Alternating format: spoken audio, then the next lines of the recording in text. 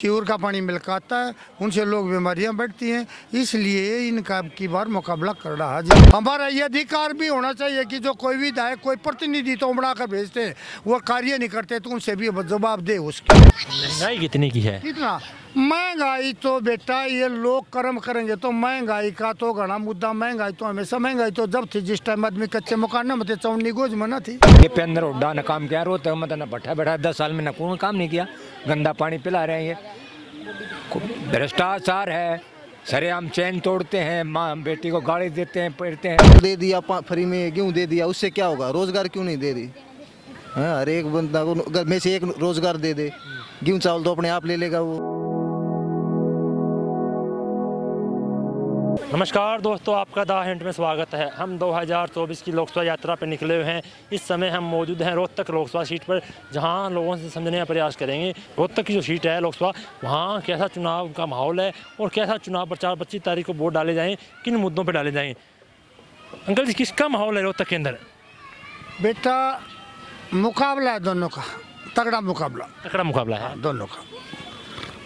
पिछली बार तो यहाँ से दीपेंद्र हुड्डा हार गए थे। हाँ, दीपेंद्र हुड्डा हार गए थे। अब क्या यहाँ का माहौल में पिछले चुनाव में इस चुनाव में काफी अंतर है। अच्छा, हाँ जी, आपका मुकाबला दोनों का। कुछ काम वगैरह हुए हैं नहीं हुए? ना काम का तो जो प्रोग्रेस जितनी चाहिए थी इतना विकास नहीं हुआ। जैसे रोहतक के जितने रोड टूटे हुए हैं अब भी टूटे हुए खड़े हैं। पानी की व्यवस्था बढ़िया नहीं है, गंदा पानी आता है पीने के लिए, सबको बढ़िया पानी नहीं मिल रहा। शिवर का पानी मिलकर आता है, उनसे लोग बीमारियां बढ़ती हैं, इसलिए इनका की बार मुकाबला कर रहा है। जितना काम चाहिए था इतना जनता क्या संतुष्टि नहीं कर सके। संतुष्टि नहीं है जी काम से। पिछली बार जब चुनाव हुआ था तो दीपेंद्र और अरविंद शर्मा सामने ठीक है, उस टाइम में वो हार गए थे। ठीक है, उस टाइम का राजकीय में मुद्दा में जनता में काफ़ी फर्क पड़ता है। और फिर एक लोग हमेशा लोगों की ये भावना होती है कि हमने परिवर्तन चाहिए और यह विपक्ष भी मजबूत चाहिए। गिल हमेशा सरकार जब तरक्की विकास करती है जो इसके सन्मुख है ना विपक्ष मजबूत होगा। मुकाबले का जब तक विपक्ष नहीं होगा तो बेटा इतना तरक्की विकास होता नहीं, किसी देश में भी किसी पार्टी में भी कहीं नहीं। एक पार्टी की फुल मेजोरिटी आ जाएगी, दूसरे की नहीं हो जाएगी, वो तानाशाही भी बदल सकती है कोई भी। हमेशा हमने देश को तरक्की और विकास करने के लिए विपक्ष को बराबर लाना पड़ेगा। विपक्ष को बराबर लाएगा तो वो भी काम करेंगे अच्छी प्रकार डर कर, और वो दूसरा जब तरक्की और विकास होती है देश की। आपका ये मानना है कि विपक्ष को भी मतलब बराबर लाना चाहिए। जब तक नहीं लाएंगे तो मतलब देश में वर्क नहीं होता कोई भी।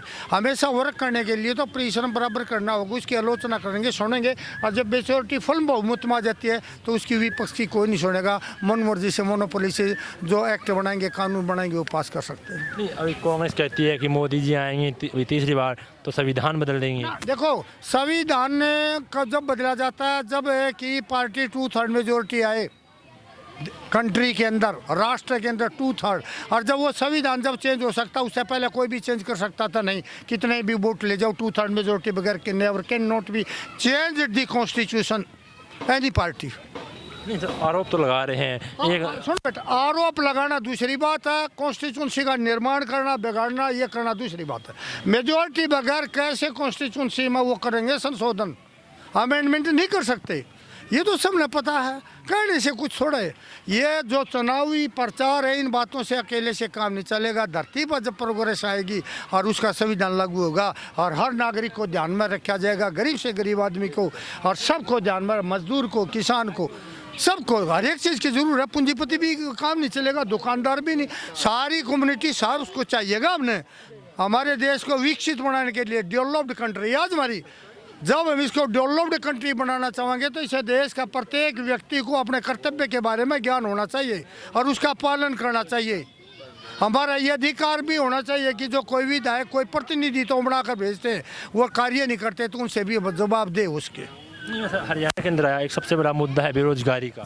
हाँ, बेरोजगारी का तो हमारे मुल्क में जब तक हम वर्क नहीं करेंगे ना, हमारे बेरोजगारी का मुद्दा भी है। यहाँ हर जगह बेरोजगारी का है, महंगाई का है, हर चीज़ का मुद्दा है। लेकिन हमारे बच्चे ग्लोबल एजुकेशन में IIT के थ्रू वर्ल्ड को भी फेस कर रहे हैं, वर्ल्ड को संचालित कर रहे हैं हमारे बच्चे। हरियाणा के क्या सारे हिंदुस्तान के, ऐसी बातें नहीं। एजुकेशन में आदमी बच्चा जब एजुकेशन प्राप्त करेगा तो देश में विकास एजुकेशन से होगा। नहीं सर, मोदी जी तो आरोप लगाते हैं कि कांग्रेस में भ्रष्टाचार बहुत हुआ था और भ्रष्टाचार तो जड़ मूल से कभी किसी पार्टी का खत्म होता ही नहीं।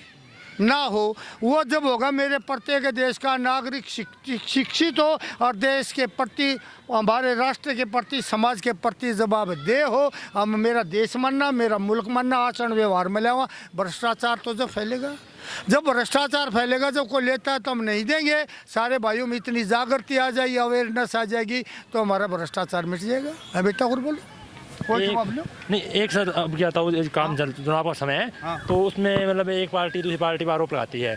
तो पीछे जब मोदी जी ने एक बयान दिया कि कांग्रेस आएगी तो महिला के हाथ छीन लेगी, तो इस तरह की राजनीति में बयान देना कहाँ तक जायज़ है? देखो बेटा, ना तो किसी का कोई आहार को मंगलसूत्र छीना जाएगा, ना कभी किसी का होता है। ये हमारी सामाजिक परंपरा है, ये हमारी ये परिपाटी है, रिचुअल। इनसे, संविधान से इनका कोई वो संबंध नहीं होता बेटा। इनसे ना छीना जाए, ना किसी का छीना जाएगा, ना छीना। कैसे क्यों छीनेंगे हम? ना, ये हमारे रिचुअल है, कदे से परिपाटी चलती आ रही है।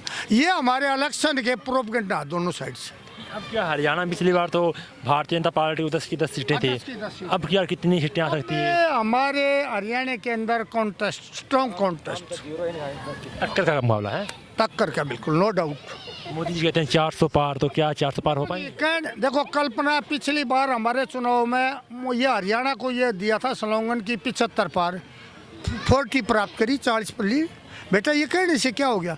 हम तो पार तो पॉजिटिव एटीट्यूड रखा, दूसरे पे इन्फ्लुएंस डालने के लिए 400 पार कर दे, 500 का देना।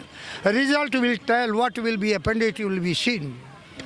यहाँ से अरविंद शर्मा 5 साल सांसद रह चुके हैं, उससे पहले दीपेंद्र हुड्डा थे, तो उन दोनों की तुलना में किसने ज़्यादा काम कराए हैं रोहतक के अंदर? देखो, उस की तुलना में जो दीपेंद्र हुड्डा उस टाइम में, से पहले जो दीपेंद्र हुड्डा थे, जिस टाइम में कांग्रेस का था, उन्होंने रोहतक का विकास बहुत अच्छा किया, रोड भी बनाए, वो कराया, उसमें विकास किया उन्होंने। ऐसी बात नहीं, जितना उसके राज में विकास हुआ इतना इस राज में नहीं हुआ। इस पर अरविंद शर्मा पर क्या मेन मुद्दे हैं रोहतक के? रोहतक के मुद्दे तो यही है, रोहतक में तो सफाई का ध्यान हो, दूसरा पानी न पीने का जल बढ़िया मिल जा, शुद्ध है, जल शुद्ध मिल जा, और इनकी सेवरेज, लाइट और लाइट मिल जा। इनके तो 2-4 मुद्दे हैं, और घना बड़ा नहीं, शहर के लोकल मुद्दे होते थे। सब पानी शुद्ध मिलना चाहिए, सीवर का पानी मिलता, लोग बीमार होते हैं, टाइम पर पानी मिलता, लाइट नहीं आती, और रोड टूटे हुए हैं। और क्या चाहिए? महंगाई कितनी की है? कितना महंगाई? तो बेटा, ये लोग कर्म करेंगे तो महंगाई का तो घना मुद्दा। महंगाई तो हमेशा, महंगाई तो जब थी जिस टाइम आदमी कच्चे मकान में थे, चौनी गोज में न थी। आज महंगाई के सब का कार खड़ी है, गाड़ियाँ खड़ी हैं, महंगाई कहाँ? ये तो कहने की बात है। 3-3.5 लाख रुपये 14 है सारे रोहतक के, जितने लाख रहे कॉलेज में, वो सब तनख्वाह ले रहे हैं। अब क्या है? किसी जिस टाइम महंगाई थी बेटा, उनका साइकिल नहीं था घरों में उसी टाइम। जिस हिंदुस्तान के टाइम में जब महंगाई थी ना, साइकिल नहीं था किसी के अंदर, पैदल चला करते। महंगाई टाइम में पक्के मकान नहीं थे, कच्चे मकान थे, उस टाइम थी महंगाई। आज सबके पास गाड़ी, एक के घर में 3-4 गाड़ियाँ। महंगाई कैसे? महंगाई एक शब्द कर लिया ना महंगाई। लेकिन यहाँ हरियाणा के अंदर तो गरीब से गरीब आदमी की भी रोटी मिल रही है, महंगाई कहाँ है? 10 साल प्रधानमंत्री मनमोहन सिंह ने राज किया, 10 साल ही मोदी जी ने राज किया, दोनों की तुलना में किसने बेहतर काम किया? मनमोहन सिंह और शास्त्री वो भी कम नहीं थे, गवर्नर उसके वो उसमें बिल्कुल, और शास्त्री थे, उन्हें भी बढ़िया सोच के आदमी थे। और मोदी ने भी अपना पूरे प्रयास से, जितनी सूझबूझ थी, इसने भी पूरा अपना प्रयास किया। दोनों का मुकाबला कोई कम नहीं, अच्छा बुरा नहीं होता उसकी ना सोच में। और शास्त्री थे इकोनॉमिक्स, मनमोहन सिंह इकोनॉमिक्स थे। ये हमारा ना दूसरी साइड का उसमें, और घनी साफ हुआ कहने में, जैसे न तो जैसे मंदरकार, ये मुकड़े, ये हमारे देश से जुड़े नहीं। एजुकेशन चाहिए हमारे को, स्वास्थ्य चाहिए, एजुकेशन फ्री चाहिए, स्वास्थ्य फ्री चाहिए, ठीक है ना? 2 चीज़। तरक्की कहाँ से होगी? एजुकेशन से, स्वास्थ्य से। 2 चीज़ प्रमुख होती हैं वर्ल्ड के अंदर। और गरीब से गरीब आदमी को भोजन की व्यवस्था चाहिए, ठीक है ना? और नौजवान आदमी को रोजगार चाहिए। वो व्यवस्था कैसे करेंगे? वो सरकार की जिम्मेवारी होती है, कितने आदमियों को वो करते हैं, वो तो उनकी जिम्मेवारी, पॉलिसी। ये तो राजनीति की बात हुई। हाँ। अब ये बताइए, रोहतक के अंदर में आया हूँ, क्या चीज़ रोहतक की सबसे ज़्यादा फेमस है? किसकी? रोहतक में। रोहतक में फेमस तो मैं क्या बताऊँ बेटा, यहाँ की फेमस बताओ बेटा। नागपाल के छोले भटूरे। क्या जी? छोले भटूरे। छोले भटूरे? नागपाल के छोले। ये कुछ हरियाणा का खाना हरियाणा का सबसे ताकतवर माना जाता है। तो मेरे को पता है, रोहतक की सबसे फेमस शोरी मार्केट, जो एशिया की वर्ल्ड लार्जेस्ट मार्केट। कहाँ है ये मार्केट? शोरी मार्केट, कपड़ा मार्केट। हाँ, एशिया की वर्ल्ड बिगेस्ट मार्केट है शोरी मार्केट, जो रोहतक में सिचुएटेड है, और वो क्लॉथ मार्केट है, और पूरे एशिया में सबसे बड़ी मार्केट जो रोहतक में सिचुएटेड है। शोरी मार्केट में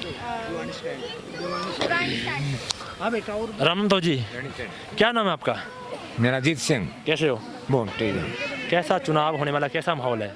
चुनाव बहुत बढ़िया है इसका माहौल बन रहा है। भाई, काम करेगा उसका मोल है।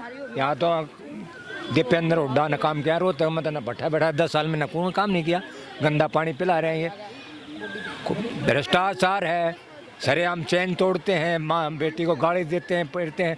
यहाँ तो गदर मचा रखा है, कोई सरकार नकम्मी है यहाँ की। सरकार निकर्मी है। हाँ। कांग्रेस का राज था, बहुत बढ़िया बहुत बढ़िया। काम कर, रोहतक चमका दिया था। अब फिर वो सड़कें अब बनाने लग, नकली सड़कें बना रही, कंक्रीट की को मटेरियल नहीं लगाते, मतलब काम नहीं किया ना कुछ भी 10 साल में।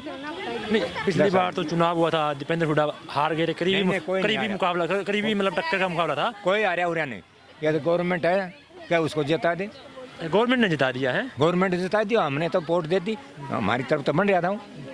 अब की अच्छा काम किया था हम पे, चाहते भगवान यहाँ से दीपेंद्र जी से 1000-500 ये सारे ही से सबसे अच्छा है। मैं तो ये कहूँगा सबसे अच्छा है सांसद है ये। आपके क्या मुद्दे हैं भाई? मुझे ये कुछ नहीं, महंगाई तो चलती रहती है। मुद्दा क्या, हमें तो मकान अच्छे, सड़कें चाहिए, पानी शुद्ध चाहिए। जहरीला पानी पीते हैं लोग, बीमार होते हैं। हमने क्या, हमने कोई नौकरी तो देते नहीं, नौकरी तो देते नहीं, क्या करें। क्या नाम है भैया जी? मेरा नाम संदीप है। कैसे हो? बढ़िया जी। कैसा माहौल है चुनाव का? यहाँ पे अच्छा माहौल है जी कांग्रेस का। कांग्रेस का क्या कारण है कांग्रेस का माहौल? काम करने का जी अच्छा काम करता है कांग्रेस। कांग्रेस पार्टी बहुत काम, बढ़िया काम करती है जी। मोदी जी ने काम नहीं किए? मोदी जी काम करती है, गरीब आदमी को चावल दे दिया, फ्री में गेहूँ दे दिया, उससे क्या होगा? रोजगार क्यों नहीं दे रही? हाँ, हर एक बंदा को अगर में से एक रोजगार दे दे, गेहूँ चावल तो अपने आप ले लेगा वो।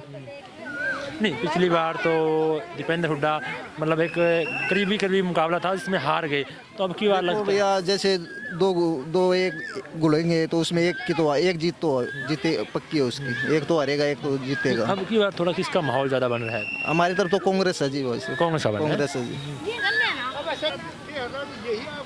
हम इस समय हरियाणा की रोहतक लोकसभा सीट पे मौजूद हैं, जहां हमने लोगों से बातचीत की और समझने का प्रयास किया कि रोहतक के क्या मुद्दे हैं। क्योंकि जब 2019 में चुनाव हुआ था, वह चुनाव यहां से कांग्रेस के दीपेंद्र हुड्डा हार चुके थे और भारतीय जनता पार्टी के अरविंद शर्मा चुनाव जीत चुके थे।